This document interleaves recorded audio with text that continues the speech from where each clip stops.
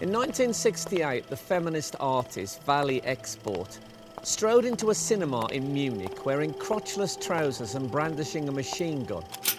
She turned to the audience and challenged them to look at a real woman for a change. This was a piece of performance art. The origins of performance art can be dated back to the First World War, and this man, Hugo Ball, who stood on stage at the Cabaret Voltaire in Zurich in 1916 and read out the Dada Manifesto. Here he is, looking great.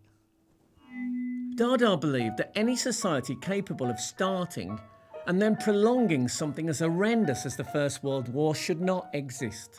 They wanted a new society and a new form of art for that society. This new art involved performing songs, poems and actions and making collages. They prized nonsense, irrationality and intuition over reason and logic. Other art movements also used performance, like the Futurists, the Russian Constructivists and the Surrealists. Here is Yves Klein leaping into the void. Klein was interested in the space around us.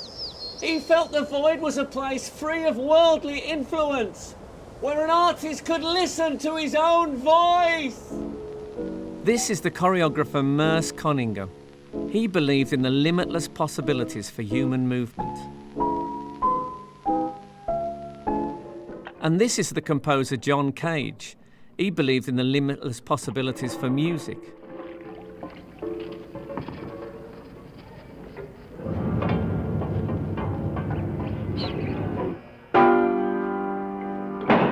They were at the forefront of the American avant-garde and crucial to the development of performance art in America.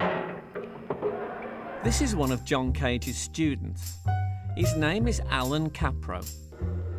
In 1959, Capro coined the word happening to describe a live performance by an artist. Here he is, happening. Many artists thought happening's a good idea. George Maciunas did. He was a charming tyrant. He wanted to create a world that was free of art and replace it with something called Fluxus. Fluxus was so uncomplicated it could be realised anywhere, anyhow, and by anyone. Here is Yoko Ono performing a Fluxus work called Cut Piece. She is having her clothes cut off by members of the audience.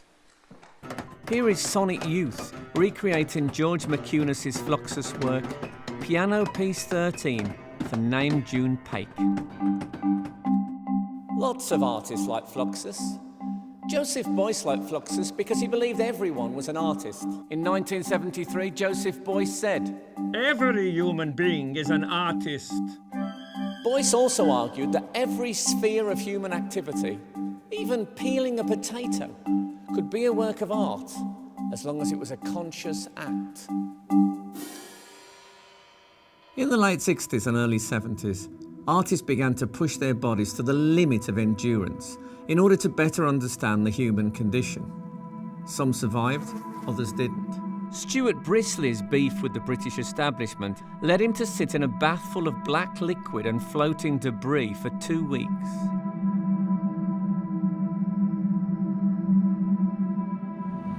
Chris Burden lay under a tarpaulin on the highway as the nighttime traffic roared by.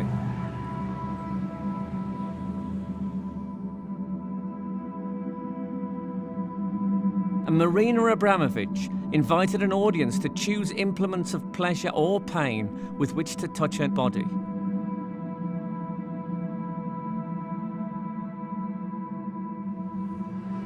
The performance was halted when someone put a gun to her head. Most artists stopped trying to kill themselves in the 1980s. It remains a subversive force, though, where performance art is made about how collective action can challenge oppressive regimes.